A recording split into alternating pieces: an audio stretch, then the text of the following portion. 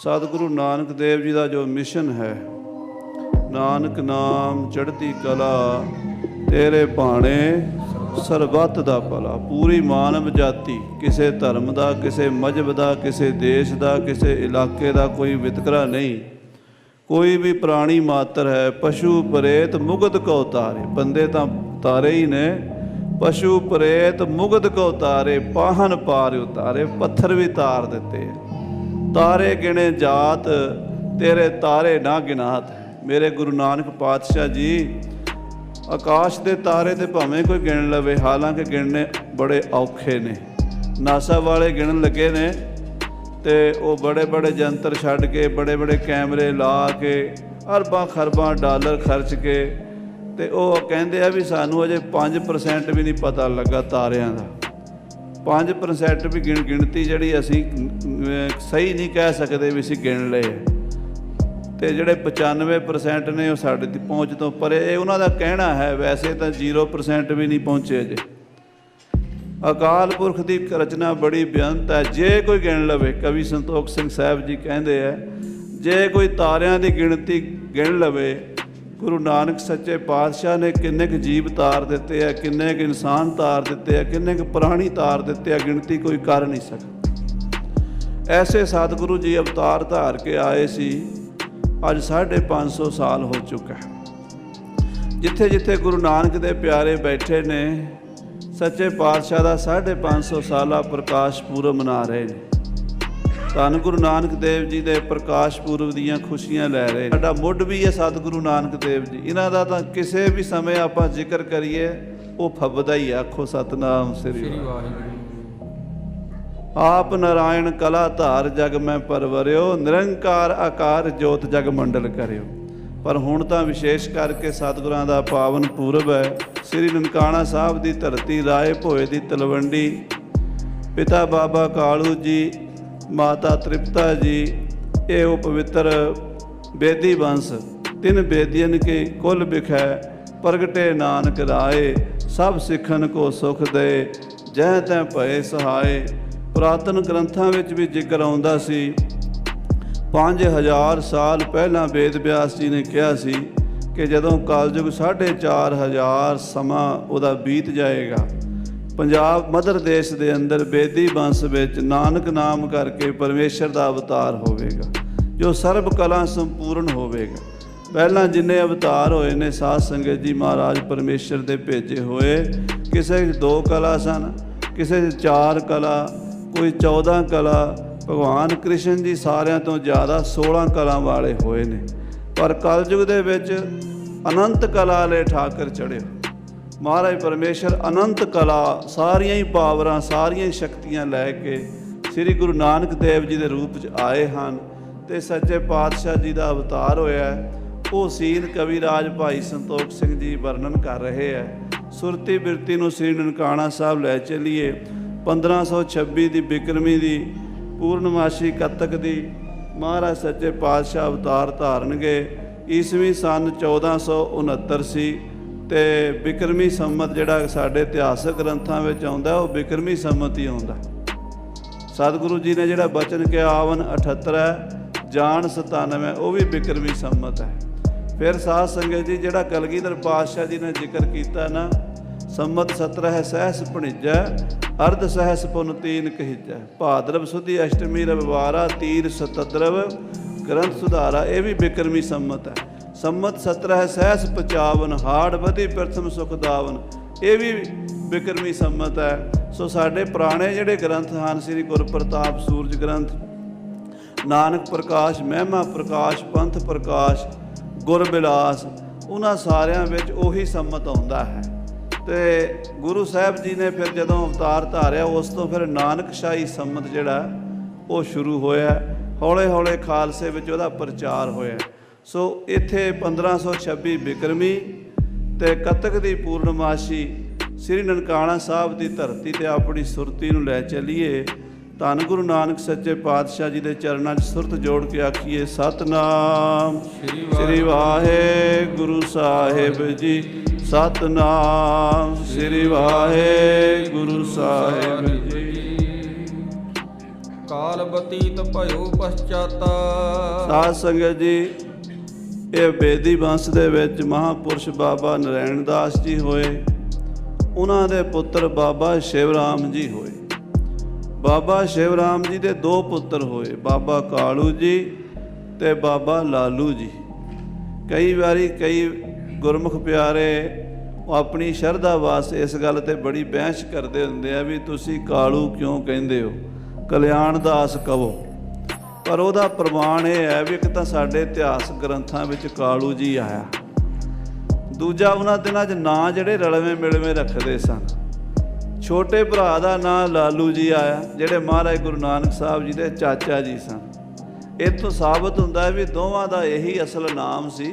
ਉੱਦਾਂ ਕੋਈ ਸਤਿਕਾਰ ਨਾਲ ਬਾਬਾ ਕਲਿਆਣ ਦਾਸ ਜੀ ਕਵੇ, ਉਹਦੀ ਆਪਣੀ ਭਾਵਨਾ, ਪਰ ਜਿਹੜਾ ਇਤਿਹਾਸਕ ਗ੍ਰੰਥਾਂ ਵਿੱਚ ਬਾਬਾ ਕਾਲੂ ਜੀ ਤੇ ਚਾਚਾ ਲਾਲੂ ਜੀ, ਇਹ ਵੱਡੇ ਛੋਟੇ ਦੋ ਭਰਾ ਸਨ।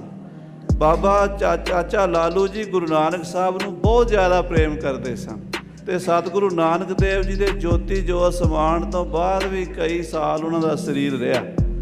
ਚਾਚਾ ਲਾਲੂ ਜੀ ਤੇ ਕਾਲੂ ਜੀ, ਇਹ ਦੋਵੇਂ ਭਰਾ ਬਾਬਾ ਸ਼ਿਵ ਰਾਮ ਜੀ ਦੇ ਘਰ ਪੈਦਾ ਹੋਏ ਅਤੇ ਬਾਬਾ ਕਾਲੂ ਜੀ ਦੀ ਸ਼ਾਦੀ ਮਾਤਾ ਤ੍ਰਿਪਤਾ ਜੀ ਦੇ ਨਾਲ ਜਦੋਂ ਹੋਈ ਤੇ ਇਹ ਦੋਵੇਂ ਪਤੀ ਪਤਨੀ ਪਰਮੇਸ਼ਰ ਦੀ ਬੰਦਗੀ ਕਰਿਆ ਕਰਦੇ ਸਨ।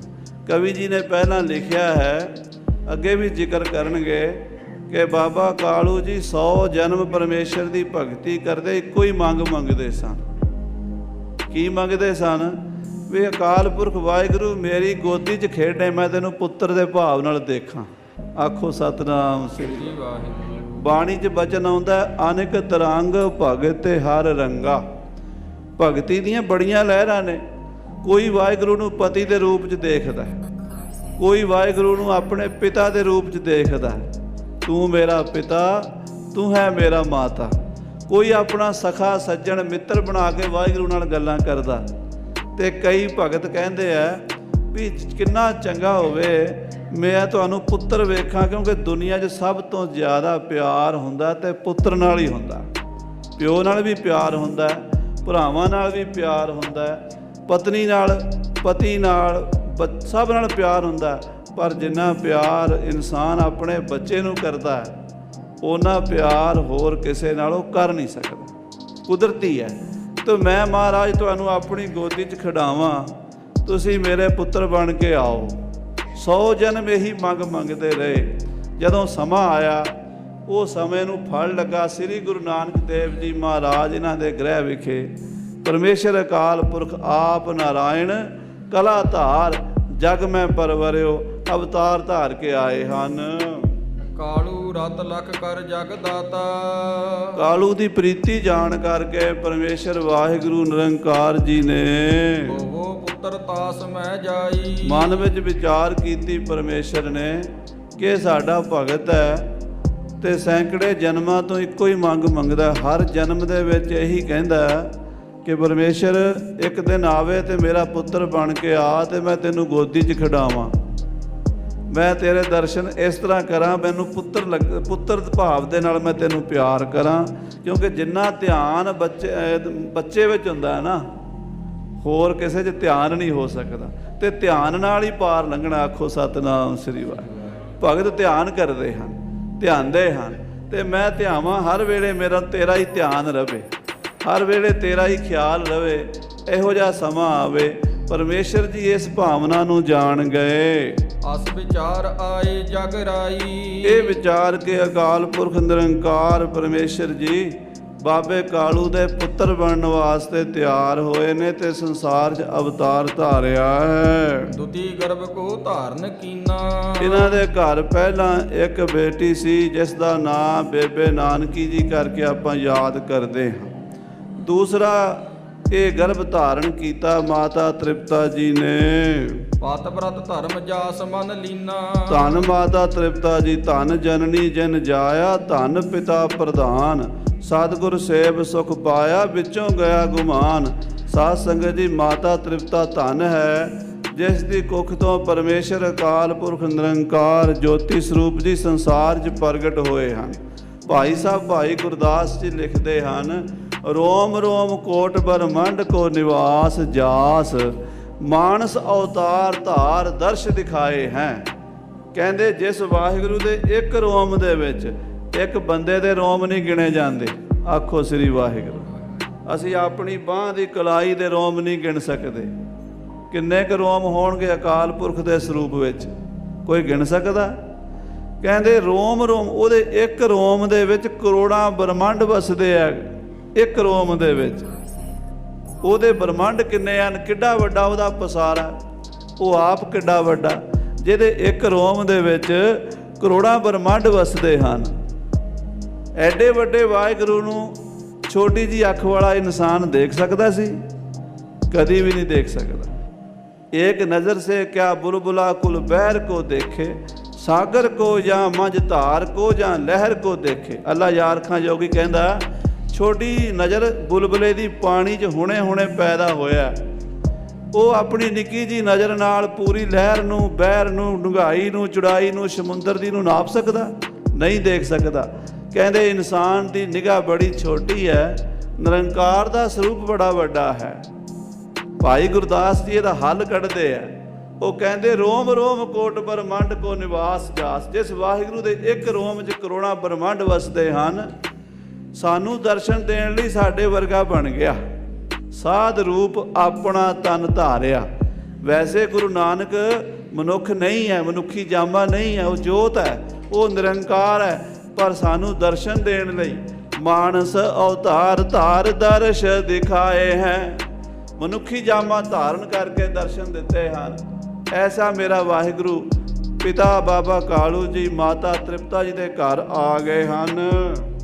ਜਿਉਂ ਦੁਤੀਆ ਕੋ ਬਿਰਤਤ ਚੰਦੂ, ਜਿਵੇਂ ਦੂਜ ਤੋਂ ਚੰਦਰਮਾ ਵਧਣਾ ਸ਼ੁਰੂ ਹੋ ਜਾਂਦਾ, ਦੂਜ ਵਾਲੇ ਦਿਨ ਚੰਦ ਚੜ੍ਹਦਾ ਨਾ ਥੋੜਾ ਜਿਹਾ, ਤੇ ਫਿਰ ਬੜਾ ਨਿਰਮਲ ਹੁੰਦਾ, ਉਹਦੇ 'ਚ ਦਾਗ ਨਹੀਂ ਹੁੰਦਾ, ਤੇ ਉਹ ਫਿਰ ਵੱਧਦਾ ਵੱਧਦਾ ਵੱਧਦਾ ਪੂਰਨਮਾਸ਼ੀ ਤੱਕ ਪੂਰਨ ਹੋ ਜਾਂਦਾ। ਇਸ ਤਰ੍ਹਾਂ ਜਿਵੇਂ ਦੂਜ ਵਾਲੇ ਦਿਨ ਤੋਂ ਚੰਦ ਵਧਣਾ ਸ਼ੁਰੂ ਹੁੰਦਾ, ਮਾਤਾ ਜੀ ਦੇ ਗਰਭ ਦੇ ਵਿੱਚ ਅਕਾਲ ਪੁਰਖ ਨਿਰੰਕਾਰ ਦੀ ਜੋਤ ਦਾ ਵਾਸਾ ਹੋਇਆ, ਤੇ ਉਹ ਗਰਭ ਵਧਣਾ ਸ਼ੁਰੂ ਹੋ ਗਿਆ ਹੈ। ਇਹ ਸਮ ਗਰਭ ਰੂਪ ਸੁਖ ਕੰਦੂ। ਕਵੀ ਰਾਜ ਕਹਿੰਦੇ ਜਿਵੇਂ ਦੂਜ ਤੋਂ ਚੰਦ ਵੱਧਦਾ, ਇਸ ਤਰ੍ਹਾਂ ਗਰਭ ਵਿੱਚ ਸਤਿਗੁਰੂ ਸਾਹਿਬ ਦਾ ਸਰੂਪ ਵਧਣ ਲੱਗਾ ਹੈ। ਜਦਪ ਭੂਖਨ ਸਕਲ ਉਤਾਰੇ, ਭਾਵੇਂ ਮਾਤਾ ਤ੍ਰਿਪਤਾ ਜੀ ਨੇ ਸਾਰੇ ਗਹਿਣੇ ਲਾ ਦਿੱਤੇ ਆ। ਬੀਬੀਆਂ ਦਾ ਸ਼ਿੰਗਾਰ ਗਹਿਣੇ ਹੁੰਦਾ, ਸੋਨੇ ਦੇ ਗਹਿਣੇ, ਹੋਰ ਹਾਰ ਸ਼ਿੰਗਾਰ ਕਰਦੀਆਂ ਨੇ, ਪਰ ਜਦੋਂ ਗਰਭ ਧਾਰਨ ਕਰ ਲੈਂਦੀਆਂ ਮਾਤਾਵਾਂ, ਉਦੋਂ ਸਾਰੇ ਗਹਿਣੇ ਉਤਾਰ ਦਿੰਦੀਆਂ, ਤੇ ਜਿਹੜੀਆਂ ਚੰਗੀਆਂ ਹੁੰਦੀਆਂ ਭਜਨ ਸਿਮਰਨ 'ਚ ਲੱਗ ਜਾਂਦੀਆਂ, ਮਨ ਦੀ ਚੰਚਲਤਾ ਛੱਡ ਦਿੰਦੀਆਂ। ਕਿਉਂ? ਕਿ ਜਿਹੜਾ ਉਹ ਆਚਾਰ ਵਿਹਾਰ ਕਰਨਗੀਆਂ, ਉਹ ਬੱਚੇ 'ਤੇ ਅਸਰ ਪੈਂਦਾ। ਅੱਜ ਸਾਇੰਸ ਨੇ ਵੀ ਇਹ ਗੱਲ ਮੰਨੀ ਹੈ ਕਿ ਜੋ ਮਾਂ ਦੇਖਦੀ ਹੈ, ਉਹ ਬੱਚਾ ਪੇਟ 'ਚ ਦੇਖਦਾ ਹੈ। ਜੋ ਮਾਂ ਸੁਣਦੀ ਹੈ, ਬੱਚਾ ਪੇਟ 'ਚ ਸੁਣਦਾ ਹੈ। ਇਹ ਮੈਡੀਕਲ ਸਾਇੰਸ ਨੇ ਸਿੱਧ ਕਰ ਦਿੱਤਾ, ਤੇ ਇੱਥੇ ਫਿਲਮਾਂ ਵੀ ਬਣ ਚੁੱਕੀਆਂ, ਬਹੁਤ ਕੁਝ ਕੰਮ ਹੋ ਚੁੱਕਾ ਹੈ। ਤੇ ਗੁਰੂ ਸਾਹਿਬਾਂ ਨੇ ਤੇ ਪੁਰਾਣੇ ਬਜ਼ੁਰਗਾਂ ਨੇ 500-1000 ਸਾਲ ਪਹਿਲਾਂ ਹੀ ਇਹ ਗੱਲਾਂ ਸਾਨੂੰ ਦੱਸੀਆਂ ਸੀਗੀਆਂ, ਪਰ ਅਸੀਂ ਕਹਿੰਦੇ ਸੀ ਇਹ ਬੁੱਢਿਆਂ ਦੇ ਖਿਆਲ ਨੇ। ਪਰ ਅੱਜ ਪਤਾ ਲੱਗਾ ਵੀ ਬੁੱਢਿਆਂ ਦੇ ਖਿਆਲ ਕਿੰਨੇ ਤਜਰਬੇ ਵਾਲੇ, ਅਨੁਭਵ ਵਾਲੇ ਸਨ। ਕਹਿੰਦੇ ਮਾਤਾ ਜੀ ਨੇ ਸਾਰੇ ਗਹਿਣੇ ਉਤਾਰ ਦਿੱਤੇ ਹਨ। ਤਦਪ ਸੁੰਦਰਤਾ ਅਦਕ ਉਜਾਰੇ, ਫਿਰ ਵੀ ਸੁੰਦਰਤਾ ਦੁੱਗਣੀ ਚੌਗਣੀ ਹੋ ਗਈ। ਗਹਿਣਿਆਂ ਨਾਲ ਮਾਈਆਂ ਸੁੰਦਰ ਹੁੰਦੀਆਂ, ਮਾਤਾ ਤ੍ਰਿਪਤਾ ਜੀ ਬਿਨਾਂ ਗਹਿਣਿਆਂ ਦੇ ਹੀ ਦੁੱਗਣੇ ਚੁਗਣੇ ਸੁੰਦਰ ਹੋ ਗਏ ਹਨ। ਕਾਲੂ ਤੀਆ ਵੈਸੇ ਜਿਸ ਅੰਦਰ, ਜਿਹੜੇ ਮਕਾਨ ਵਿੱਚ ਬਾਬੇ ਕਾਲੂ ਦੀ ਧਰਮ ਪਤਨੀ ਗੁਰੂ ਨਾਨਕ ਸਾਹਿਬ ਦੀ ਮਾਂ ਮਾਤਾ ਤ੍ਰਿਪਤਾ ਜੀ ਬੈਠਦੇ ਹਨ, ਅਤ ਸੋਭਾ ਸੋ ਲਗਾ ਸੋ ਸੁੰਦਰ, ਉਹ ਮਕਾਨ ਵੀ ਸੋਹਣਾ ਸੋਹਣਾ ਲੱਗਣ ਲੱਗ ਜਾਂਦਾ। ਉਸ ਕਮਰੇ ਦੀ ਸੁੰਦਰਤਾ ਹੀ ਵਧੀਆ ਹੋ ਜਾਂਦੀ, ਇੰਨੀ ਜ਼ਿਆਦਾ ਪ੍ਰਭਾਵਸ਼ਾਲੀ ਹੋ ਜਾਂਦਾ ਵੀ ਉਹ ਮਾਤਾ ਜੀ ਦੇ ਸਰੀਰ ਵਿੱਚੋਂ ਪ੍ਰਕਾਸ਼ ਦੀਆਂ ਕਿਰਨਾਂ ਨਿਕਲ ਕੇ ਉਸ ਕਮਰੇ ਨੂੰ ਵੀ ਪ੍ਰਕਾਸ਼ਿਤ ਕਰ ਦਿੰਦੀਆਂ ਹਨ।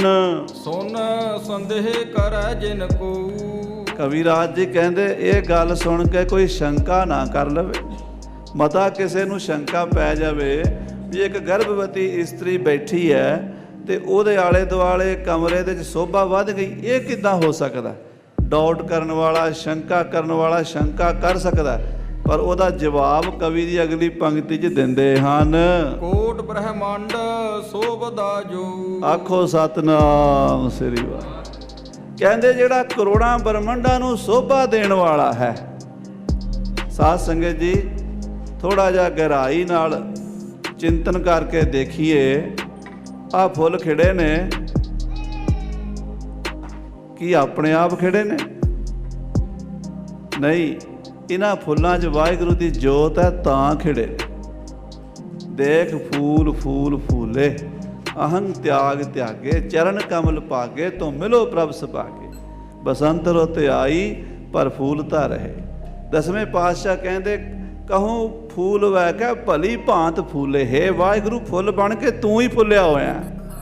ਆ ਜਿੰਨੀ ਸੁੰਦਰਤਾ ਬੱਚੀਆਂ ਤੇ ਨੌਜਵਾਨਾਂ ਤੇ ਆਪਾਂ ਦੇਖਦੇ ਹਾਂ, ਹੁਸਨ ਜਿਹਨੂੰ ਕਹਿੰਦੇ ਆ, ਇਹ ਹੁਸਨ ਬੰਦੇ ਦਾ ਨਹੀਂ ਹੈ। ਇਹ ਅੰਦਰ ਜੋਤ ਹੈ ਨਾ ਜਿਹੜੀ ਆਤਮਾ, ਇਹ ਉਹਦਾ ਹੈ। ਆਖੋ ਸਤਨਾਮ ਸ੍ਰੀ ਵਾਹਿਗੁਰੂ।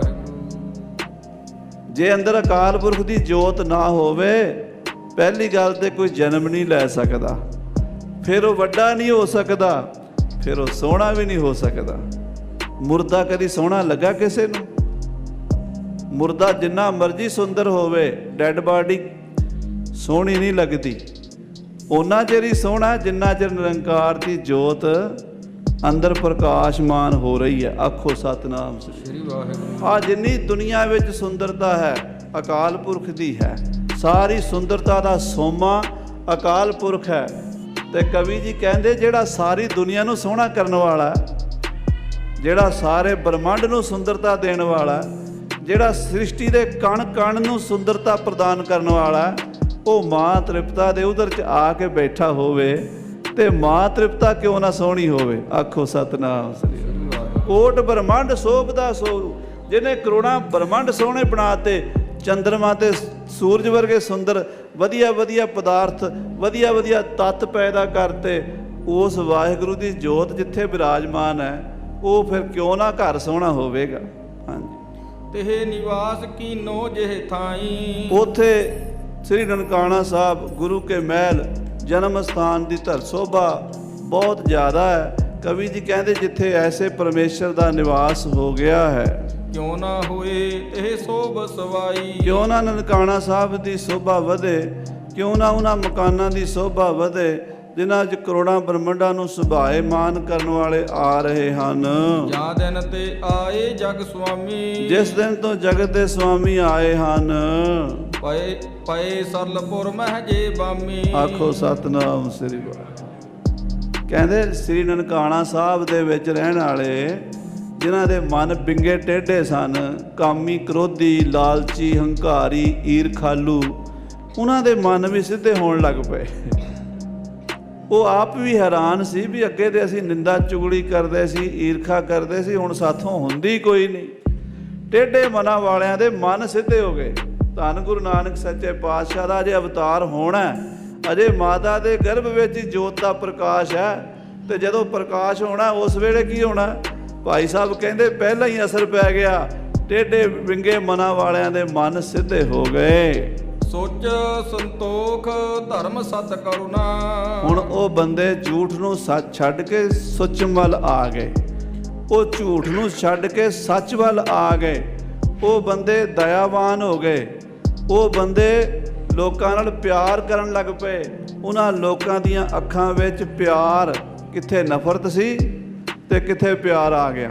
ਜਿਹੜੇ ਕਿਸੇ ਨੂੰ ਵੇਖ ਕੇ ਮੱਥੇ ਤੇ ਤਿਉੜੀ ਪਾ ਲੈਂਦੇ ਸਨ, ਈਰਖਾ ਕਰਦੇ ਸਨ। ਖਾਲਸਾ ਜੀ, ਸਭ ਤੋਂ ਵੱਡੀ ਬਿਮਾਰੀ ਅੱਜ ਸਾਡੇ ਪੰਥ ਵਿੱਚ ਹੈ। ਜਦੋਂ ਕਿ ਸਾਡੇ ਸਤਿਗੁਰੂ ਤੇ ਕਹਿੰਦੇ, ਜੋ ਦਿਸੈ ਸੋ ਤੇਰਾ ਰੂਪ। ਜੋ ਵੀ ਦਿਸ ਰਿਹਾ ਨਾ, ਇਹ ਅਕਾਲ ਪੁਰਖ ਦਾ ਹੀ ਰੂਪ ਹੈ। ਤੇ ਅਕਾਲ ਪੁਰਖ ਦੇ ਰੂਪ ਨੂੰ ਵੇਖ ਕੇ ਨਫ਼ਰਤ ਕਰਨੀ ਚਾਹੀਦੀ ਹੈ? ਨਹੀਂ ਨਾ। ਪਰ ਅੱਜ ਸਿੱਖ ਨੂੰ ਵੇਖ ਕੇ ਸਿੱਖ ਮੱਥੇ ਤੇ ਤਿਉੜੀ ਪਾ ਲੈਂਦਾ, ਖੁਸ਼ ਨਹੀਂ ਹੁੰਦੇ ਵੀ ਗੁਰੂ ਦਾ ਸਿੱਖ ਆ ਰਿਹਾ। ਇੰਗਲੈਂਡ ਦਾ ਮੈਨੂੰ ਗੱਲ ਭੁੱਲਦੀ ਨਹੀਂ, ਕਈ ਵਾਰੀ ਮੈਂ ਸੁਣਾ ਬੈਠਾ।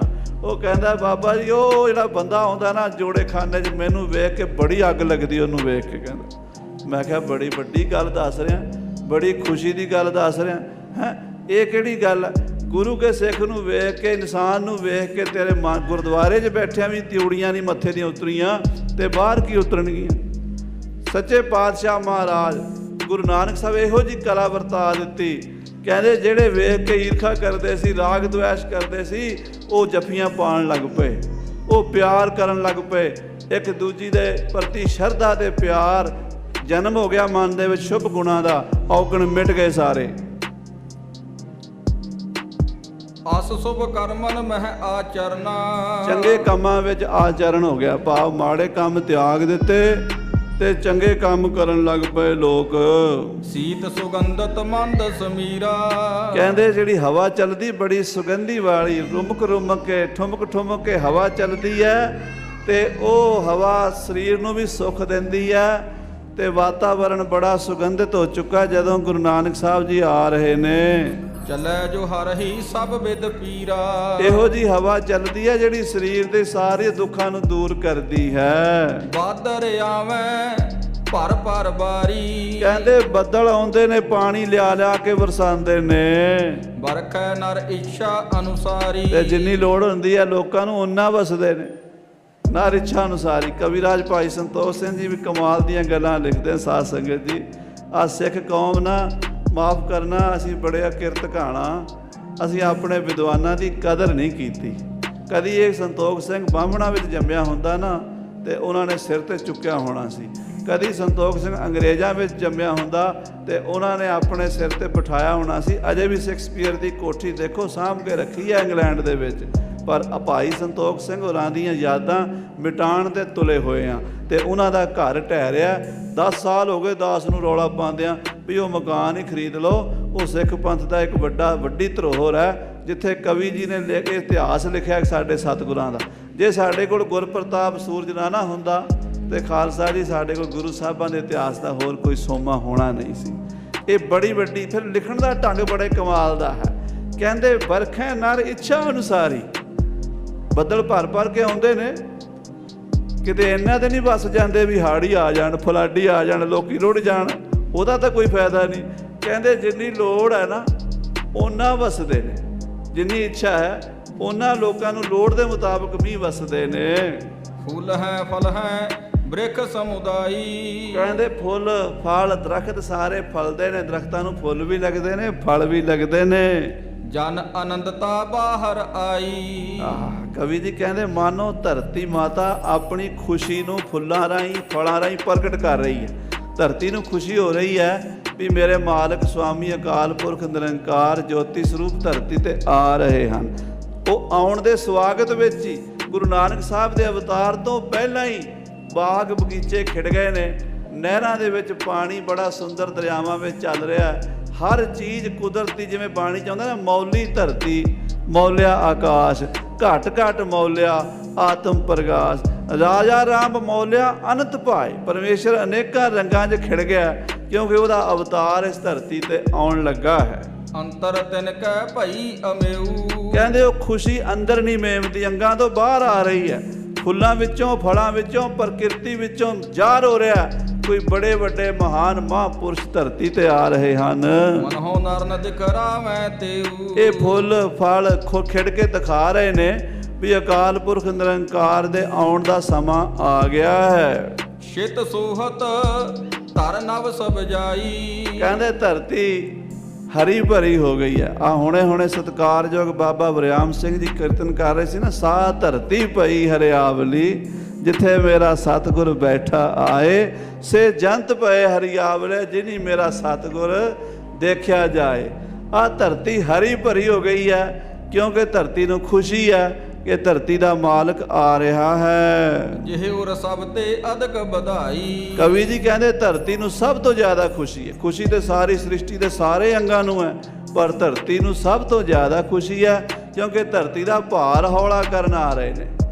ਕਵੀ ਜੀ ਨੇ ਪਹਿਲਾਂ ਜ਼ਿਕਰ ਕੀਤਾ ਵੀ ਧਰਤੀ ਦੇ ਪਾਪ ਇੰਨੇ ਹੋ ਗਏ, ਇੰਨਾ ਅਤਿਆਚਾਰ ਹੋ ਗਿਆ ਕਿ ਧਰਤੀ ਪਾਪਾਂ ਨਾਲ ਵਿਆਕਲ ਹੋ ਕੇ ਅਕਾਲ ਪੁਰਖ ਦੇ ਚਰਨਾਂ 'ਚ ਗਈ ਤੇ ਅਕਾਲ ਪੁਰਖ ਦੇ ਚਰਨਾਂ 'ਚ ਉਹਨੇ ਪੁਕਾਰ ਕੀਤੀ ਵੀ ਮਹਾਰਾਜ ਮੇਰੇ ਤੇ ਪਾਪੀਆਂ ਨੇ, ਅਕਿਰਤ ਘਣਾ ਨੇ, ਦੁਸ਼ਟਾਂ ਨੇ ਬਹੁਤ ਪਾਪ ਕੀਤੇ, ਬੜਾ ਹੀ ਪਾਪ ਦਾ ਭਾਰ ਹੈ, ਮੈਥੋਂ ਚੱਲਿਆ ਨਹੀਂ ਜਾਂਦਾ।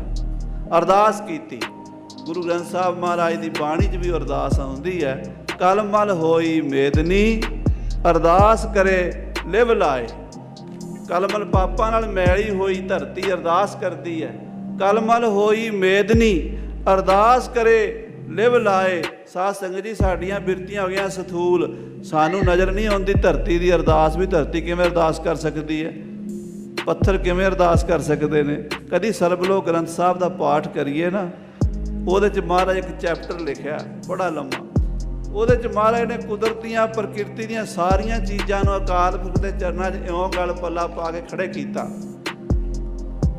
ਸਾਰੇ ਤੱਤ, ਹਵਾ ਕਹਿੰਦੀ ਹੇ ਵਾਹਿਗੁਰੂ ਮੈਂ ਹਵਾ ਹਾਂ, ਦੁਨੀਆ ਨੂੰ ਆਕਸੀਜਨ ਮਿਲਦੀ ਆ, ਸਾਹ ਚੱਲਦੇ ਨੇ, ਇਹ ਮੈਂ ਹਵਾ ਆਪਣੇ ਆਪ 'ਚ ਕੁਛ ਨਹੀਂ ਆ, ਤੇਰੀ ਕਿਰਪਾ ਨਾਲ ਮੈਂ ਹਵਾ ਆ। ਆਖੋ ਸ੍ਰੀ ਵਾਹਿਗੁਰੂ। ਸ੍ਰੀ ਵਾਹਿਗੁਰੂ। ਧਰਤੀ ਕਹਿੰਦੀ ਮੈਂ ਲੱਖਾਂ ਕਰੋੜਾਂ ਜੀਵਾਂ ਦਾ ਭਾਰ ਚੁੱਕੀ ਖੜੀ ਆ, ਮੈਂ ਧਰਤੀ ਆ, ਮੈਂ ਆਪਣੇ ਆਪ 'ਚ ਕੁਛ ਨਹੀਂ, ਤੇਰੀ ਕਿਰਪਾ ਨਾਲ ਮੈਂ ਧਰਤੀ ਆ। ਆਕਾਸ਼ ਕਹਿੰਦਾ ਮੈਂ ਬੜਾ ਵਿਆਪਕ ਹਾਂ, ਪਰ ਵਾਹਿਗੁਰੂ ਤੇਰੀ ਕਿਰਪਾ ਨਾਲ ਮੈਂ ਵਿਆਪਕ ਹਾਂ। ਪੱਥਰ ਵੀ ਕਹਿੰਦੇ ਆ, ਨਿੱਕੇ ਤੋਂ ਨਿੱਕੀ ਚੀਜ਼ ਵੀ ਮਹਾਰਾਜ ਨੇ ਨੈਗੇਟਿਵ ਪੋਜ਼ਿਟਿਵ ਸਾਰੇ ਜੀਵ ਜੰਤੂ ਖੜੇ ਕਰਕੇ ਅਰਦਾਸ ਵਿੱਚ ਵਿਖਾਏ ਆ। ਪੱਥਰ ਅਰਦਾਸ ਕਰਦੇ, ਹੇ ਵਾਹਿਗੁਰੂ ਅਸੀਂ ਪੱਥਰ ਆ, ਇੱਕੋ ਥਾਂ 'ਤੇ ਪਏ ਰਹਿੰਦੇ ਆ, ਅਸੀਂ ਬੋਲਦੇ ਨਹੀਂ, ਅਸੀਂ ਗੂੰਗੇ ਆ, ਪਰ ਮਹਾਰਾਜ ਅਸੀਂ ਪੱਥਰ ਬਣੇ ਆ, ਤੇਰੀ ਕਿਰਪਾ ਨਾਲ ਪੱਥਰ ਬਣੇ ਆ। ਇਹ ਬ੍ਰਹਮ ਗਿਆਨੀ ਦੀ ਦ੍ਰਿਸ਼ਟੀ ਦੇਖ ਸਕਦੀ ਹੈ, ਬਰੀਕ ਦ੍ਰਿਸ਼ਟੀ ਨਾਲ।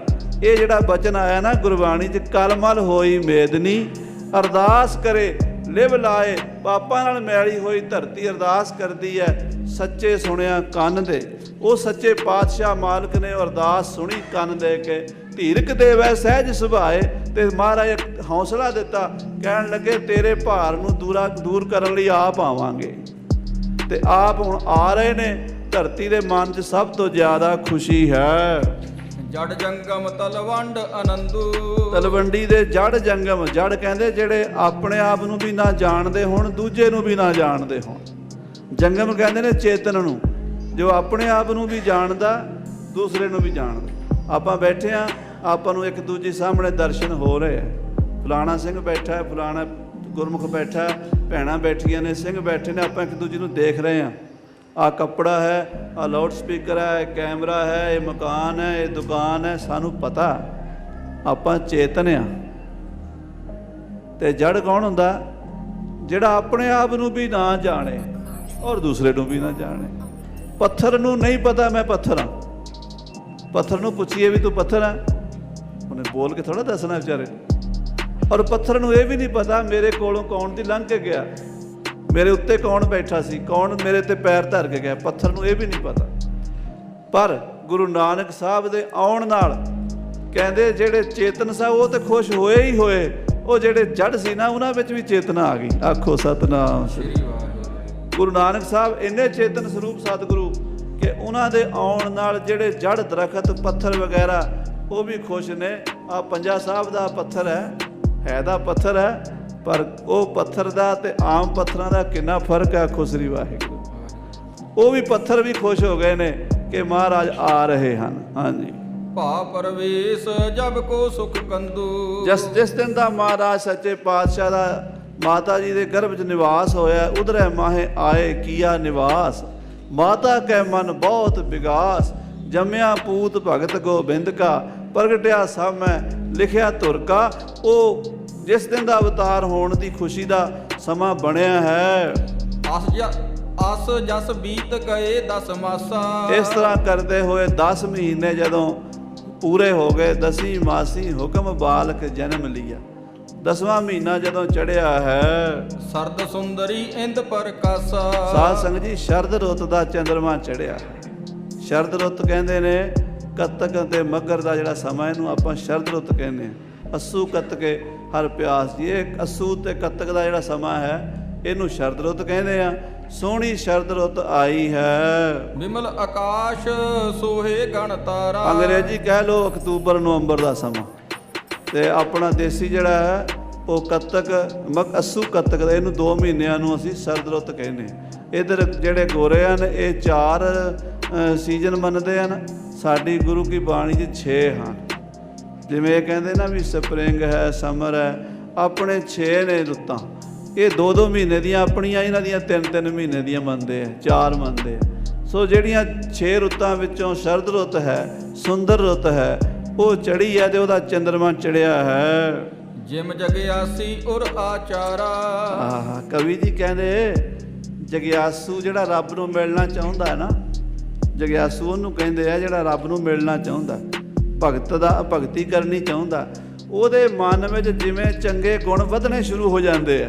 ਆਖੋ ਸ੍ਰੀ ਵਾਹਿਗੁਰੂ। ਜੇ ਰੱਬ ਨੂੰ ਮਿਲਣ ਦੀ ਆਪਣੀ ਇੱਛਾ ਹੋਵੇਗੀ ਨਾ, ਗਿਆਨ ਦੀਆਂ 7 ਭੂਮਿਕਾ ਨੇ ਜੀ। ਪਹਿਲੀ ਭੂਮਿਕਾ ਸੁਭ ਇੱਛਾ ਹੈ। ਮੈਂ ਗੁਰਦੁਆਰੇ ਜਾਵਾਂ, ਮੈਂ ਅੱਜ ਕਥਾ ਸੁਣਨੀ, ਅੱਜ ਮੈਂ ਕੀਰਤਨ ਸੁਣਨਾ, ਅੱਜ ਮੈਂ ਅੰਮ੍ਰਿਤ ਵੇਲੇ ਉੱਠਣਾ, ਅੱਜ ਮੈਂ ਨਿਤਨੇਮ ਕਰਨਾ, ਅੱਜ ਮੈਂ ਸੁਖਮਨੀ ਸਾਹਿਬ ਹੀ ਪੜ੍ਹਨਾ, ਅੱਜ ਮੈਂ ਆਸਾ ਦੀ ਵਾਰ ਦਾ ਕੀਰਤਨ ਸੁਣਨਾ, ਅੱਜ ਮੈਂ ਗੁਰੂ ਗ੍ਰੰਥ ਸਾਹਿਬ ਦਾ ਸਹਿਜ ਪਾਠ ਕਰਨਾ, ਅੱਜ ਮੈਂ ਅੰਮ੍ਰਿਤ ਛਕ ਲੈਣਾ। ਇਹ ਜਿਹੜੀ ਪਹਿਲਾ ਸਟੈਪ ਹੈ, ਇਹਨੂੰ ਕਹਿੰਦੇ ਸੁਭ ਇੱਛਾ। ਜਦੋਂ ਇਹ ਹੁੰਦੀ ਹੈ ਨਾ, ਤੇ ਫਿਰ ਬੰਦਾ ਅੱਗੇ ਵੱਧੀ ਜਾਂਦਾ ਸਟੈਪ ਬਾਈ ਸਟੈਪ। ਅੱਜ ਜਪਜੀ ਸਾਹਿਬ ਦਾ ਪਾਠ ਕੀਤਾ, ਕੱਲ੍ਹ ਜਾਪ ਸਾਹਿਬ ਨਾਲ ਲੜਾ ਲੇਗਾ। ਅੱਜ 5 ਬਾਣੀਆਂ ਹੋਈਆਂ, ਕੱਲ੍ਹ ਸੁਖਮਨੀ ਸਾਹਿਬ ਕਰੇਗਾ। ਅੱਜ ਕਿਸੇ ਇੱਕ ਬੰਦੇ ਨੂੰ ਪ੍ਰਸ਼ਾਦਾ ਛਕਾਇਆ, ਕੱਲ੍ਹ 5 ਨੂੰ ਛਕਾਏਗਾ। ਉਹਦੇ ਕਰਮ ਜਿਹੜੇ ਨੇ ਚੰਗੇ ਵਧਣਗੇ ਤੇ ਬੁਰੇ ਕਰਮ ਛੁੱਟਣਗੇ। ਆਖੋ ਸ੍ਰੀ ਵਾਹਿਗੁਰੂ। ਕਹਿੰਦੇ ਜਿਵੇਂ ਜਗਿਆਸੂ ਦੇ ਮਨ ਵਿੱਚ ਚੰਗੇ ਕਰਮਾਂ ਦਾ ਵਾਧਾ ਹੁੰਦਾ ਹੈ, ਇਸ ਤਰ੍ਹਾਂ ਸ਼ਰਦ ਰੁੱਤ ਦਾ ਚੰਦਰਮਾ ਵਧਣ ਲੱਗਾ ਹੈ। ਕਵੀ ਜੀ ਬੜੇ ਸੁੰਦਰ ਸਮ ਅਲੰਕਾਰ ਵਰਤ ਰਹੇ ਨੇ, ਦੋਵਾਂ ਨੂੰ ਬਰਾਬਰ ਲੈ ਕੇ ਰੂਪਕ ਬੰਨ ਰਹੇ ਨੇ। ਹਾਂਜੀ। ਨਿਰਸ ਮੇਘ ਹੋਏ ਗੇ ਨਿਜ ਦੇਸੂ। ਬੱਦਲ ਜਿਹੜੇ ਨੇ ਉਹ ਖਾਲੀ ਹੋ ਕੇ ਵਸ ਕੇ ਆਪਣੇ ਦੇਸ਼ ਨੂੰ ਚਲੇ ਗਏ ਨੇ। ਜਿਮ ਸਤ ਸੰਗਤ ਮਿਟੈ ਕਲੇਸ਼ੂ। ਕਹਿੰਦੇ ਜਿਵੇਂ ਸਾਧ ਸੰਗਤ ਵਿੱਚ ਆ ਕੇ ਕਲੇਸ਼ ਮਿਟ ਜਾਂਦੇ ਨੇ ਤੇ ਕਲੇਸ਼ ਖਤਮ ਹੋ ਜਾਂਦੇ, ਬੱਦਲ ਜਿਵੇਂ ਖਾਲੀ ਹੋ ਗਏ ਨੇ, ਐਵੇਂ ਕਲੇਸ਼ ਵੀ ਖਾਲੀ ਹੋ ਜਾਂਦੇ। ਆਖੋ ਸਤਨਾਮ ਸ੍ਰੀ ਵਾਹਿਗੁਰੂ। ਉਰਜ ਮਾਸ ਕੀ ਪੂਰਨਮਾਸ਼ੀ। ਕਹਿੰਦੇ ਕੱਤਕ ਦੇ ਮਹੀਨੇ ਦੀ ਪੂਰਨਮਾਸ਼ੀ ਆ ਗਈ। ਕੱਤਕ ਦੇ ਉਰਜ ਮਾਸ ਕੱਤਕ ਨੂੰ ਕਹਿੰਦੇ ਆ। ਕੱਤਕ ਦੇ ਮਹੀਨੇ ਦੀ ਪੂਰਨਮਾਸ਼ੀ ਦਾ ਦਿਹਾੜਾ ਆਇਆ ਹੈ। ਹਰ ਕੀਰਤ ਸੋ ਜੋਨ ਪ੍ਰਕਾਸ਼ੀ। ਕਹਿੰਦੇ ਜਿਵੇਂ ਪੂਰਨਮਾਸ਼ੀ ਦੇ ਚੰਦਰਮਾ ਦੀ ਚਾਂਦਨੀ ਫੈਲ ਜਾਂਦੀ ਹੈ ਨਾ, ਭਗਤਾਂ ਦੇ ਹਿਰਦੇ 'ਚ ਵਾਹਿਗੁਰੂ ਦੀ ਕੀਰਤੀ ਦਾ ਪ੍ਰਕਾਸ਼ ਫੈਲ ਜਾਂਦਾ ਹੈ। ਸੰਬਤ 9 ਖਟ ਸਹਿਸ ਛਬੀਸਾ। ਸੰਮਤ 1526 ਬਿਕਰਮੀ ਹੈ। ਉਹ ਅਵਤਾਰ ਪ੍ਰਗਟ ਜਗਦੀਸਾ। ਪਰਮੇਸ਼ਰ ਅਕਾਲ ਪੁਰਖ ਨਿਰੰਕਾਰ ਜੀ ਅਵਤਾਰ ਧਾਰ ਕੇ ਆ ਗਏ ਹਨ। ਭਇਓ ਅਚਾਨਕ ਸਭਨ ਉਸ਼ਾਹ। ਸਾਧ ਸੰਗਤ ਜੀ, ਅੰਮ੍ਰਿਤ ਵੇਲੇ ਦਾ ਸਮਾਂ ਸੀ 2 ਵਜੇ ਦਾ। ਇਹ ਬ੍ਰਹਮ ਗਿਆਨੀਆਂ ਮਹਾਂਪੁਰਸ਼ਾਂ ਅਵਤਾਰਾਂ ਦੇ ਅਵਤਾਰ ਲੈਣ ਦਾ ਸਮਾਂ ਹੋਇਆ ਕਰਦਾ। ਅੰਮ੍ਰਿਤ ਵੇਲਾ ਸੀਗਾ ਤੇ ਸਾਰੇ ਪਾਸੇ ਸਾਰੀ ਸ੍ਰਿਸ਼ਟੀ ਦੇ, ਇਕੱਲੇ ਉਸ ਪਿੰਡ ਦੇ ਨਹੀਂ, ਜਿੱਥੇ ਜਿੱਥੇ ਕੋਈ ਬੰਦਗੀ ਵਾਲੇ ਸਾਧੂ ਸੰਤ ਮਹਾਤਮਾ ਬੈਠੇ ਸੀ, ਭਾਵੇਂ ਕੋਈ ਮੱਕੇ ਬੈਠਾ ਸੀ ਤੇ ਭਾਵੇਂ ਕੋਈ ਮਦੀਨੇ ਬੈਠਾ ਸੀ, ਭਾਵੇਂ ਕੋਈ ਹਰਿਦੁਆਰ ਬੈਠਾ ਸੀ, ਭਾਵੇਂ ਕੋਈ ਕਿਸੇ ਮੁਲਕ 'ਚ ਬੈਠਾ ਸੀ, ਜਿਹੜੇ ਰੱਬ ਦੇ ਪਿਆਰੇ ਸਨ, ਉਹਨਾਂ ਦੇ ਅੰਦਰ ਇੱਕ ਅਨੁਭਵ ਹੁੰਦਾ, ਉਹਨਾਂ ਨੂੰ ਇੱਕ ਫੀਲਿੰਗ ਆਉਂਦੀ ਹੈ ਕਿ ਅੱਜ ਕੋਈ ਅਵਤਾਰ ਦੁਨੀਆ 'ਤੇ ਆਇਆ, ਅੱਜ ਕੋਈ ਮਹਾਂਪੁਰਸ਼ ਆਇਆ, ਅੱਜ ਦੀ ਘੜੀ ਬੜੀ ਭਾਗਾਂ ਵਾਲੀ ਹੈ। ਉਹਨਾਂ ਦਾ ਮਨ ਜੁੜਦਾ, ਉਹਨਾਂ ਨੂੰ ਆਨੰਦ ਆਉਂਦਾ। ਉਹ ਕਾਦਰ ਦੀ ਕੁਦਰਤ ਦੀਆਂ ਰਮਜ਼ਾਂ ਨੂੰ ਸਮਝਣ ਵਾਲੇ ਸਮਝ ਗਏ ਵੀ ਅੱਜ ਕੋਈ ਮਹਾਂਪੁਰਸ਼ ਆਇਆ।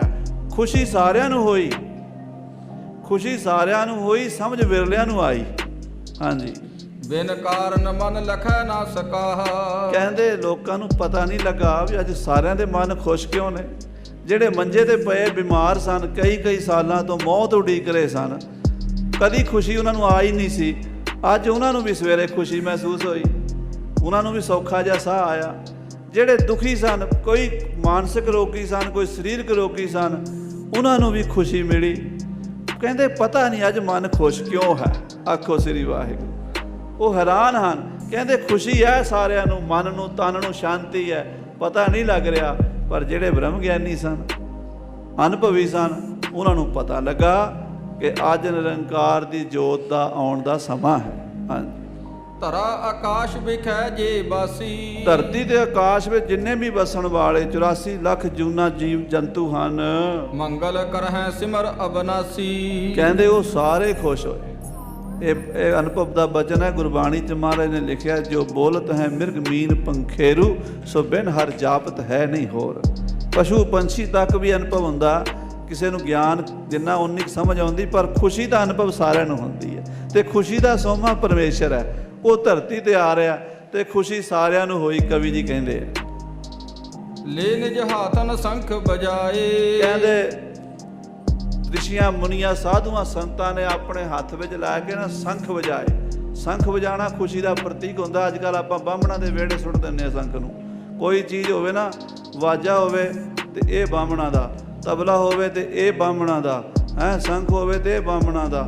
मैं क्या रोटी आपां किवें खाईए? बामण मूँह नाल रोटी खांदे आ। आपां नूं कोई नवां राह लभना पैना, बड़ी मुसीबत बन जानी खालसा जी जे इदां ही करन लग पे। हर चीज़ बामणा दे विहड़े ना छड्डिया करो। गुरु साहब ने बड़ा कुछ दिता। संखन की धुन घंटन की, कर फूलन की बरखा बरखावैं, आरती कोट करें सुर सुंदर, पेख पुरंदर के। सतगुਰਾਂ ने बाणी च लिखिया। ते ਉਹ ਕਹਿੰਦੇ ਸੰਖ ਲੈ ਲੈ ਕੇ ਨਾ ਵਜਾਉਂਦੇ ਆ, ਖੁਸ਼ੀ ਪ੍ਰਗਟ ਕਰਦੇ ਆ ਵੀ ਅੱਜ ਕੋਈ ਅਵਤਾਰ ਧਰਤੀ ਤੇ ਆਇਆ ਹੈ। ਜੈ ਜੈ ਜੈ ਮੁਖ ਬਚਨ ਸੁਨਾਏ। ਜੈ ਜੈਕਾਰ ਹੋ ਰਹੀ ਹੈ ਗੁਰੂ ਨਾਨਕ ਸਾਹਿਬ ਜੀ ਦੇ ਆਉਣ ਦੀ ਖੁਸ਼ੀ ਵਿੱਚ। ਅਮਰਨ ਮਿਲ ਕਰ ਮੱਲਿਆ ਕਸਾਈ। ਕਹਿੰਦੇ ਦੇਵਤਿਆਂ ਨੇ ਮਿਲ ਕੇ ਨਾ ਕੇਸਰ ਤੇ ਚੰਦਨ ਛਿੜਕਿਆ ਹੈ। ਹੁਣ ਦੇਵਤਿਆਂ ਦੇ ਨਾਂ ਤੋਂ ਵੀ ਕਈਆਂ ਦੇ ਕੰਨ 'ਚ ਖੁਰਕ ਹੋਣ ਲੱਗ ਜਾਂਦੀ ਹੈ। ਸਾਧ ਸੰਗਤ ਜੀ, ਇਹ ਜਿਹੜੇ ਟੀਵੀ ਤੇ ਤੁਸੀਂ ਦੇਵਤੇ ਦੇਖੇ ਹੋ ਨਾ, ਉਹਨਾਂ ਦੇਵਤਿਆਂ ਕਰਕੇ ਸਾਰੀ ਪ੍ਰੋਬਲਮ ਆਉਂਦੀ ਆ। ਜਾਂ ਜਿਹੜੇ ਮੂਰਤੀਆਂ ਬਣਾਈਆਂ ਹੋਈਆਂ ਨੇ ਮੰਦਰਾਂ 'ਚ, ਉਹਦੇ ਕਰਕੇ ਸਾਨੂੰ ਹੁੰਦੀ ਆ ਐਲਰਜੀ। ਪਰ ਬਾਣੀ ਪੜ੍ਹੋ ਖਾਂ ਦੇਵਤੇ ਕਿਹੜੇ ਨੇ? ਅੰਨ ਦੇਵਤਾ, ਪਾਣੀ ਦੇਵਤਾ, ਬੈਸੰਤਰ ਦੇਵਤਾ, ਲੂਣ, ਪੰਜਵਾਂ ਪਾਇਆ ਕਿਰਤ। ਇਹ ਸਾਰੇ ਦੇਵਤੇ ਸਾਡੀ ਰਸੋਈ 'ਚ ਹੀ ਬੈਠੇ ਆ। 33 ਕਰੋੜ ਦੇਵਤੇ ਜਿਹੜੇ ਆ ਨਾ, ਅਕਾਲ ਪੁਰਖ ਦੀ ਐਨਰਜੀ ਜਿੱਥੇ ਜਿੱਥੇ ਪ੍ਰਗਟ ਹੋ ਰਹੀ ਹੈ, ਸੂਰਜ, ਚੰਦਰਮਾ, ਹਵਾ, ਅੱਗ, ਪਾਣੀ, ਦੇਵਤੇ ਹੀ ਨੇ ਸਾਰੇ। ਸਾਡੇ ਅੰਦਰ ਵੀ ਸੈੱਲ ਨੇ ਜਿਹੜੇ ਰਾਖਸ਼ਾਂ ਦਾ ਕੰਮ ਕਰਦੇ ਨੇ, ਕੈਂਸਰ ਵਰਗੀਆਂ ਬਿਮਾਰੀਆਂ ਲਾਉਂਦੇ ਆ। ਸਾਡੇ ਅੰਦਰ ਦੇਵਤੇ ਵੀ ਨੇ ਜਿਹੜੇ ਉਹਨਾਂ ਦਾ ਮੁਕਾਬਲਾ ਕਰਦੇ ਨੇ। ਕੁਦਰਤ ਦੇ ਵਿੱਚ ਹੀ ਸਾਰਾ ਕੁਝ ਹੈ, ਕਾਦਰ ਵਸਿਆ ਹੋਇਆ। ਮੋਟੀ ਜੀ ਗੱਲ ਸਮਝਣ ਵਾਸਤੇ ਗੁਰਬਾਣੀ ਦਸਮ ਦੀ ਸਰਬਲੋਹ ਦੀ ਆਦ ਦੀ ਪੜ੍ਹ ਕੇ ਪਤਾ ਲੱਗਦਾ। ਆਹ ਦੇਖੋ ਟਿਊਬਾਂ ਜਗ ਰਹੀਆਂ, ਆ ਕੈਮਰਾ ਚੱਲ ਰਿਹਾ, ਆ ਲਾਊਡ ਸਪੀਕਰ ਚੱਲ ਰਿਹਾ, ਕਿੰਨੀਆਂ ਮਸ਼ੀਨਾਂ ਚੱਲ ਰਹੀਆਂ, ਲੱਖਾਂ ਮਸ਼ੀਨਾਂ ਚੱਲ ਰਹੀਆਂ। ਕੱਪੜੇ ਧੋਣ ਵਾਲੀ, ਪ੍ਰੈਸ ਕਰਨ ਵਾਲੀ ਮਸ਼ੀਨਾਂ ਦਾ, ਫਰਿੱਜ ਦਾ, ਕੂਲਰ ਦਾ, ਹੀਟਰ ਦਾ ਕੰਮ ਵੱਖਰਾ ਵੱਖਰਾ। ਹੀਟਰ ਨੇ ਹੀਟ ਦੇਣੀ ਹੈ ਤੇ ਕੂਲਰ ਨੇ ਕੂਲਿੰਗ ਦੇਣੀ ਹੈ, ਪੱਖੇ ਨੇ ਹਵਾ ਦੇਣੀ ਹੈ। ਕੱਪੜੇ ਪ੍ਰੈਸ ਕਰਨ ਵਾਲੀ ਨੇ ਪ੍ਰੈਸ ਹੀ ਕਰਨੇ ਆ ਤੇ ਧੋਣ ਵਾਲੀ ਨੇ ਧੋਣੇ ਆ। ਅੱਛਾ ਇਹ ਦੱਸੋ, ਜਿਹੜੀ ਵਿੱਚ ਬਿਜਲੀ ਆ ਉਹ ਇੱਕ ਹੈ ਕਿ ਦੋ ਨੇ? ਬਿਜਲੀ ਤਾਂ ਇੱਕੋ ਹੀ ਹੈ ਨਾ, ਇਲੈਕਟ੍ਰਿਕ ਪਾਵਰ ਤਾਂ ਇੱਕੋ ਹੀ ਹੈ। ਸਭ ਮੈਂ ਜੋਤ, ਜੋਤ ਹੈ ਸੋਏ, ਤਿਸਦਾ ਚਾਨਣ ਸਭ ਮੈਂ ਚਾਨਣ ਹੋਏ। ਜਿਮੀ ਜਮਾਨ ਕੇ ਵਿਖੈ ਸਮਸਤ ਏਕ ਜੋਤ ਹੈ। ਦੇਵਾਨ ਦੇਵ, ਦੇਵਤਿਆਂ ਦਾ ਜੋ ਵੱਡਾ ਦੇਵਤਾ, ਆ ਸਪੀਕਰ ਦੇਵਤਾ ਹੈ, ਇਹ ਦੇਵਤਾ ਹੈ, ਬਲਬ ਦੇਵਤਾ ਹੈ। ਪਰ ਜਿਹੜਾ ਦੇਵਤਿਆਂ ਦੇ ਵਿੱਚ ਦੇਵਤਾ ਹੈ, ਜਿਹੜਾ ਵਿੱਚ ਦੇਵਤਾ, ਉਹ ਇਲੈਕਟ੍ਰਿਕ ਹੈ। ਉਸ ਦੇਵਤੇ ਨੂੰ ਸ੍ਰੀ ਭਗਉਤੀ ਜੀ ਕਹਿੰਦੇ ਆ। ਸ੍ਰੀ ਭਗਉਤੀ ਜੀ ਸਹਾਏ, ਵਾਰ ਸ੍ਰੀ ਭਗਉਤੀ ਜੀ ਕੀ ਪਾਤਸ਼ਾਹੀ ਦਸਵੀਂ। ਉਹ ਐਨਰਜੀ, ਉਹਨੂੰ ਅਸੀਂ ਮੰਨਣਾ ਹੈ। ਅਸੀਂ ਕੈਮਰੇ ਨੂੰ ਮੱਥਾ ਨਹੀਂ ਟੇਕਣਾ, ਅਸੀਂ ਇਹਨੂੰ ਨਹੀਂ ਟੇਕਣਾ, ਅਸੀਂ ਮਸ਼ੀਨ ਕੱਪੜੇ ਪ੍ਰੈਸ ਕਰਨ ਵਾਲੀ ਨੂੰ ਨਹੀਂ ਟੇਕਣਾ। ਪਰ ਜਿਹੜੀ ਵਿੱਚ ਬਿਜਲੀ ਹੈ ਉਹਦੇ ਅੱਗੇ ਸਿਰ ਝੁਕਦਾ ਹੈ। ਉਹ ਅਕਾਲ ਪੁਰਖ ਦੀ ਸ਼ਕਤੀ ਨੂੰ ਮੰਨਣਾ। ਆਖੋ ਸਤਨਾਮ ਸ੍ਰੀ ਵਾਹਿਗੁਰੂ। ਸਮਝਣ ਵਾਲੀ, ਅਸੀਂ ਦੇਵੀ ਦੇਵਤਿਆਂ ਦੇ ਪੁਜਾਰੀ ਨਹੀਂ ਹਾਂ, ਪਰ ਦੇਵੀ ਦੇਵਤਿਆਂ ਦਾ ਖੰਡਨ ਵੀ ਨਹੀਂ ਕਰ ਸਕਦੇ। ਕਿਉਂਕਿ ਮਾਰੇ ਕਹਿੰਦੇ ਗਾਵਨ ਤੁਧਨੋ ਇੰਦਰ ਇੰਦਰਾਸਣ ਬੈਠੇ, ਦੇਵਤਿਆਂ ਦਰ ਨਾਲੇ। ਜੇ ਹੈਣ ਤਾਂ ਗਾਉਂਦੇ ਆ, ਤੇ ਜੇ ਹੈ ਹੀ ਕੋਈ ਨਹੀਂ ਤੇ ਫਿਰ ਗਾਏਗਾ ਕੌਣ? ਫਿਰ ਬਾਣੀ ਦੀ ਪੰਕਤੀ ਦਾ ਕੀ ਕਰੋਗੇ? ਇਸ ਕਰਕੇ ਇੱਥੇ ਕਵੀ ਜੀ ਲਿਖ ਰਹੇ ਆ, ਦੇਵਨ ਮਿਲ ਕੇ ਮੱਲਿਆ ਕਸਾਈ। ਦੇਵਤਿਆਂ ਨੇ ਮਿਲ ਕੇ ਕੇਸਰ ਘਸਾ ਲਿਆ, ਧਰਤੀ ਤੇ ਛਿੜਕਣ ਲੱਗੇ। ਸਾਡੇ ਤੋਂ ਵੱਡੇ, ਸਾਡੇ ਮੂਲ ਮਹਾਸ਼ਕਤੀ ਅਕਾਲ ਪੁਰਖ ਨਿਰੰਕਾਰ ਗੁਰੂ ਨਾਨਕ ਦੇਵ ਜੀ ਆ ਰਹੇ ਹਨ। ਸਭ ਤੇ ਵੱਡੇ, ਸਭ ਤੇ ਵੱਡਾ ਸਤਿਗੁਰੂ ਨਾਨਕ ਜਿਨ ਕਲ ਰਾਖੀ ਮੇਰੀ। ਕੁੰਕਮ ਪੁਨ ਕਨ ਸਾਰ ਮਿਲਾਈ। ਕਹਿੰਦੇ ਕੇਸਰ ਤੇ ਚੰਦਨ ਰਗੜ ਰਗੜ ਕੇ ਨਾ ਉਹ ਵਰਖਾ ਕਰਦੇ ਆ ਧਰਤੀ ਦੇ ਉੱਤੇ ਕਿ ਮਹਾਰਾਜ ਪਰਮੇਸ਼ਰ ਜੀ ਆ ਰਹੇ ਹਨ। ਕਾਲੂ ਕੇ ਮੰਦਰ ਪਰ ਚਰਚਾ। ਜਿੱਥੇ ਬਾਬੇ ਕਾਲੂ ਜੀ ਦਾ ਘਰ ਹੈ ਨਾ, ਉਹਦੇ ਤੇ ਦੇਵੀ ਸੁਗੰਧੀ। ਸਾਧ ਸੰਗਤ ਜੀ, ਨਾਮ ਅਭਿਆਸੀਆਂ ਨੂੰ ਸੁਗੰਧੀ ਆਉਂਦੀ ਹੈ। ਦਾਸ ਨੂੰ ਇੱਕ ਮਹਾਂਪੁਰਸ਼ ਗੁਰਸਿੱਖ ਮਿਲੇ, ਬੜੇ ਅਭਿਆਸੀ ਸਨ, ਬਾਬਾ ਆਤਮਾ ਸਿੰਘ ਜੀ ਪੰਜੋਖਰਾ ਸਾਹਿਬ ਵਾਲੇ। ਉਹਨਾਂ ਨੇ ਬਚਨ ਸੁਣਾਇਆ, ਕਹਿਣ ਲੱਗੇ ਕਿ ਭਾਈ ਸਾਹਿਬ ਭਾਈ ਰਣਧੀਰ ਸਿੰਘ ਜੀ ਇੰਨਾ ਅਭਿਆਸ ਕਰਿਆ ਕਰਨ ਤੇ ਮੂੰਹ ਚੋਂ ਇੱਕ ਵੱਖਰੀ ਸੁਗੰਧੀ ਆਇਆ ਕਰੇ। ਕਹਿੰਦੇ ਇੱਕ ਨਗਰ 'ਚ ਉਹਨਾਂ ਨੇ ਅਖੰਡ ਪਾਠ ਸਾਹਿਬ ਰੱਖਿਆ ਤੇ ਉਹਨਾਂ ਦਾ ਇੱਕ ਸਾਥੀ ਸਿੰਘ ਉੱਥੋਂ ਕੋਈ 30 ਕਿਲੋਮੀਟਰ ਦੂਰ ਪਿੰਡ 'ਚ ਬੈਠਾ ਤੇ ਉਹਨੂੰ ਰਾਤ ਨੂੰ ਕੀਰਤਨ ਸੋਹਲੇ ਦਾ ਪਾਠ ਕਰਨ ਲੱਗਿਆ, ਮੂੰਹ ਚੋਂ ਉਹੀ ਸੁਗੰਧੀ ਜਿਹੜੀ ਭਾਈ ਸਾਹਿਬ ਦੇ ਆਉਂਦੀ ਸੀ ਉਹਨੂੰ ਆਈ ਤੇ ਉਹ ਬਾਹਰ ਨਿਕਲਿਆ।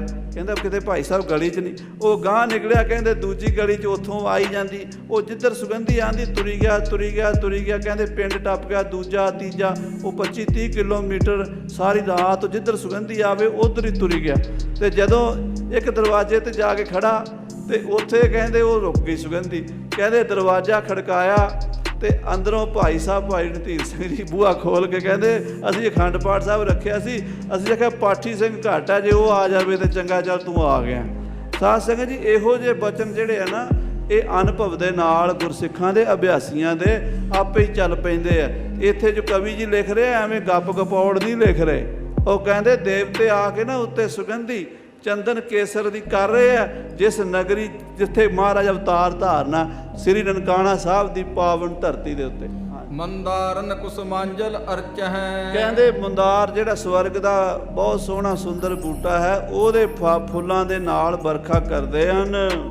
ਧਾਇਨ ਸੇਬੰਗ ਮਾਨ ਕੁਲੀਨਾ। ਔਰ ਬੜੀਆਂ ਸਿਆਣੀਆਂ ਦਾਈਆਂ ਮਾਤਾ ਜੀ ਦੀ ਸੇਵਾ ਕਰ ਰਹੀਆਂ ਹਨ। ਭਈ ਪ੍ਰਸੂਤਾ ਅਤ ਸੁਖਲੀਨਾ। ਅੰਮ੍ਰਿਤ ਵੇਲੇ ਸੱਚੇ ਪਾਤਸ਼ਾਹ ਜੀ ਦਾ ਅਵਤਾਰ ਹੋਇਆ ਹੈ। ਅਸ਼ਟ ਦੀਪ ਦੀਪਤ ਗ੍ਰਹਿ ਜਾਨੋ।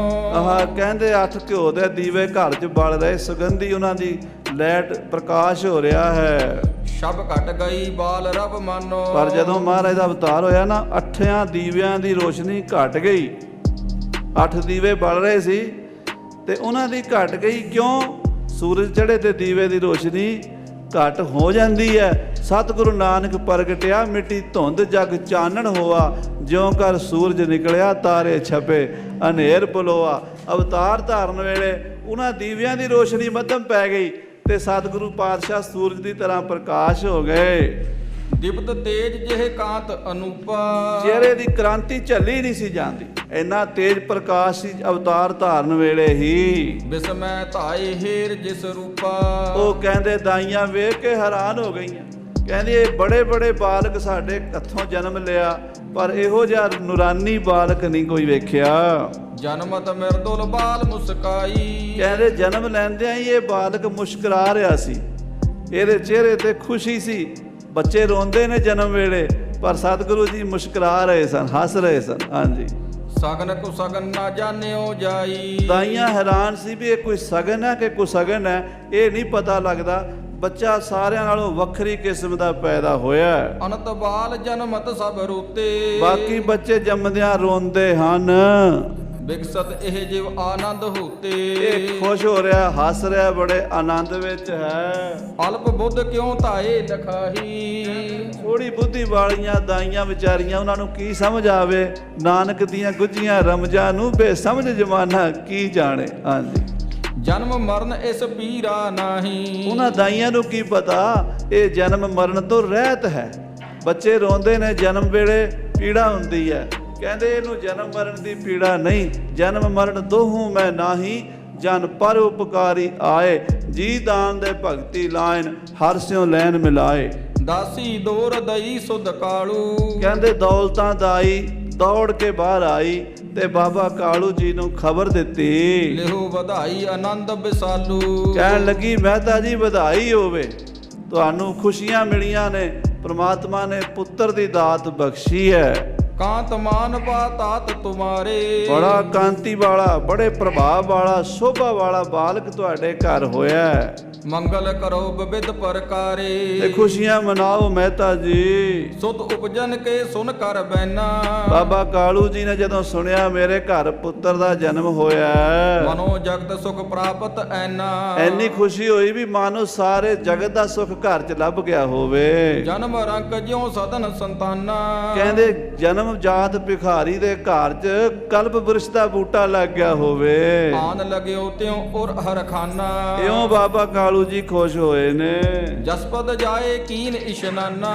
ਜਾ ਕੇ ਇਸ਼ਨਾਨ ਕੀਤਾ ਅੰਮ੍ਰਿਤ ਵੇਲੇ ਦਾ, ਵਸਤਰਨ ਜੁਤ ਜਿਉ ਵੇਦ ਬਖਾਨਾ। ਔਰ ਨਵੇਂ ਵਸਤਰ ਪਹਿਨੇ ਹਨ, ਉਰ ਪਰਮੇਸ਼ਰ ਕੋ ਕਰ ਧਿਆਨਾ। ਔਰ ਫਿਰ ਪਰਮੇਸ਼ਰ ਦਾ ਧਿਆਨ ਕੀਤਾ ਹੈ। ਬੰਦਨ ਕਰਹਿ ਬੰਦ ਜੁਗ ਪਾਨਾ। ਹੱਥ ਜੋੜ ਕੇ ਨਮਸਕਾਰ ਕੀਤੀ ਪਰਮੇਸ਼ਰ ਨੂੰ। ਇਹ ਵਿਦ ਜਨਮ ਭਇਓ ਜਗ ਗੁਰ ਕੋ।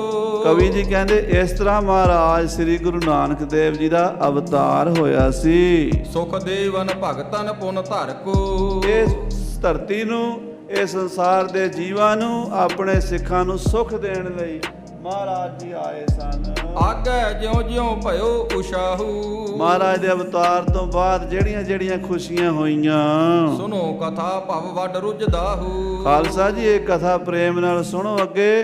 ਕਹਿੰਦੇ ਇਹ ਜਨਮ ਮਰਨ ਦਾ ਦੁੱਖ ਕੱਟਣ ਵਾਲੀ ਸਭ ਤੋਂ ਵੱਡਾ ਦੁੱਖ ਕੀ ਹੈ? ਜੰਮਣਾ ਤੇ ਮਰਨਾ। ਇਸ ਦੁੱਖ ਦੀ ਜੜ ਪੁੱਟ ਦਿੰਦੀ ਕਥਾ ਗੁਰੂ ਨਾਨਕ ਸਾਹਿਬ ਜੀ ਦੀ। ਜੋ ਇਹ ਕਥਾ ਸੁਣੈ ਅਰ ਗਾਵੈ, ਦੁੱਖ ਪਾਪ ਤੇ ਨਿਕਟ ਨਾ ਆਵੈ। ਸੋ ਮਹਾਰਾਜ ਸਾਹਿਬ ਜੀ ਦੀ ਆਪ ਜੀ ਕਥਾ ਸੁਣ ਰਹੇ ਹੋ, ਤੋ ਆਉਣ ਵਾਲੇ ਦਿਨਾਂ ਵਿੱਚ ਵੀ ਫਿਰ ਗੁਰੂ ਨਾਨਕ ਸਾਹਿਬ ਜੀ ਦੀਆਂ ਕਥਾ ਵਿਚਾਰਾਂ ਸੰਗਤਾਂ ਨਾਲ 2 ਦਿਨ ਹੋਰ ਸਾਂਝੇ ਕਰਨੀਆਂ ਨੇ। ਤੇ ਮਹਾਰਾਜ ਦਾ 550 ਸਾਲਾ ਆਪਾਂ ਮਨਾਉਣਾ। ਖਾਲਸਾ ਜੀ, ਇੱਕ ਤਾਂ ਸਤਿਗੁਰਾਂ ਦੀ ਬਾਣੀ, ਗੁਰੂ ਨਾਨਕ ਸਾਹਿਬ, ਸਾਰੀ ਗੁਰੂ ਗ੍ਰੰਥ ਸਾਹਿਬ ਦੀ ਬਾਣੀ ਗੁਰੂ ਨਾਨਕ ਸਾਹਿਬ ਦੀ ਹੈ। ਪਰ ਚਲੋ ਜਿਵੇਂ ਜਪਜੀ ਸਾਹਿਬ ਹੈ, ਆਸਾ ਜੀ ਦੀ ਵਾਰ ਹੈ, ਮਾਝ ਦੀ ਵਾਰ ਹੈ, ਮਲਾਰ ਦੀ ਵਾਰ ਹੈ, 3 ਗੁਰੂ ਸਾਹਿਬ ਦੀਆਂ ਵਾਰਾਂ ਹਨ। ਮਾਝ ਦੀ ਵਾਰ, ਆਸਾ ਜੀ ਦੀ ਵਾਰ ਤੇ ਮਲਾਰ ਦੀ ਵਾਰ। ਤੇ ਫਿਰ ਸਤਿਗੁਰਾਂ ਜੀ ਨੇ ਦਖਣੀ ਓਂਕਾਰ, ਸਿੱਧ ਗੋਸ਼ਟ, ਤੁਖਾਰੀ 12ਵਾਂ, ਇੱਦਾਂ ਦੀਆਂ ਬਾਣੀਆਂ ਵੀ ਸਤਿਗੁਰਾਂ ਨੇ ਰਚੀਆਂ। ਹੋ ਸਕੇ ਤੇ ਇਹਦਾ ਨਿਤਨੇਮ ਕਰੋ, ਹੋ ਸਕੇ ਇਹਨਾਂ ਬਾਣੀਆਂ ਨੂੰ ਕੰਠ ਕਰੋ। ਔਰ ਗੁਰੂ ਬਾਬਾ ਜੀ ਦਾ ਜਿਹੜਾ ਮਿਸ਼ਨ ਹੈ ਕਿ ਨਾਮ ਜਪੋ, ਕਿਰਤ ਕਰੋ, ਵੰਡ ਕੇ ਛਕੋ, ਇਹ ਦੂਜੀ ਕੌਮਾਂ ਨੂੰ ਵੀ ਦੱਸਣਾ ਹੈ। ਗੋਰਿਆਂ ਨੂੰ, ਕਾਲਿਆਂ ਨੂੰ ਜਦੋਂ ਦੱਸਾਂਗੇ ਨਾ, ਉਹ ਵੀ ਬੜੇ ਪ੍ਰਭਾਵਿਤ ਹੋਣਗੇ, ਕਿਉਂਕਿ ਇਹ ਮਿਸ਼ਨ ਕਿਸੇ ਨੂੰ ਤਕਲੀਫ ਨਹੀਂ ਦਿੰਦਾ। ਕਿਸੇ ਨੂੰ ਵੀ ਦੱਸ ਦਿਓ, ਉਹ ਖੁਸ਼ ਹੋ ਕੇ ਸੁਣਦਾ। ਤੇ ਸੁਣਾਉਣ ਦਾ ਫਰਜ਼ ਸਾਡਾ, ਆਪਾਂ ਇਹ ਸੁਣਾ ਹੀ ਜਾਈਏ। ਅੱਗੇ ਗੁਰੂ ਦੀ ਕਲਾ ਗੁਰੂ ਆਪ ਵਰਤਾਏਗਾ। ਇਤਨੇ ਬਚਨ ਪ੍ਰਵਾਨ।